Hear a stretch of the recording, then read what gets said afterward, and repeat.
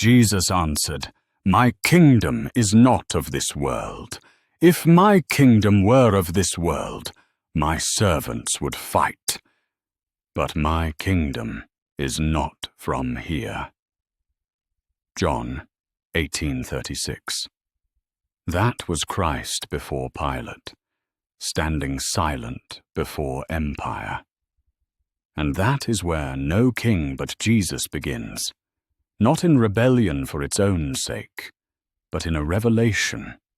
That truth itself is the only sovereign worthy of our allegiance. He walks with Christ, he spreads God's love, how he welcomes all. No borders or walls, he's a migrant for Christ, and he answers God's call. Oh, migrant for Christ, lead us on, without borders or walls. Across 4 centuries, the phrase "no king but Jesus" has carried a paradoxical power. It is at once a declaration of faith and a manifesto of political liberty. Born in the furnace of the 17th century English Civil War, it arose from Puritans who rejected the divine right of kings and insisted that only Christ, not a crown, could claim ultimate loyalty. When Parliament soldiers marched into battle, they sang psalms to a higher monarch whose throne stood above Westminster. The cry was theological, but its consequence was political.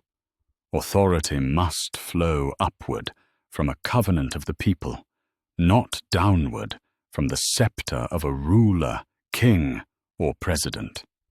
No earthly throne could command what belongs to God alone. When this ideal crossed the Atlantic, it took root in the self-governing congregations of New England Puritans and the independent meetinghouses of Baptists and Quakers. Their churches mirrored their towns, locally ruled, covenant-bound, answerable to conscience before any king. Out of this soil grew the colonial habit of resistance to distant authority. By the time American patriots shouted "No king but King Jesus" in 1775, the phrase no longer meant only spiritual allegiance. It had become a political theology of democracy. To serve Christ was to resist any empire. Indeed, this cry, "No king but Jesus," was heard in sermons, as, for example, from Presbyterian minister and delegate to the Continental Congress, Reverend John Zubley, who preached that true Christians owe allegiance to no king but the King of Kings. Again and again in history, the slogan has favored local, participatory control over hierarchical rule. During the Great Awakenings, revivalists used it to empower ordinary believers over clerical elites. In abolitionist pulpits, it meant conscience outranking unjust laws. Each movement reinterpreted the same confession: human conscience always over strong leaders. Yet the phrase has also been misused, co-opted by Christian nationalists who turned a cry of humility into one of domination.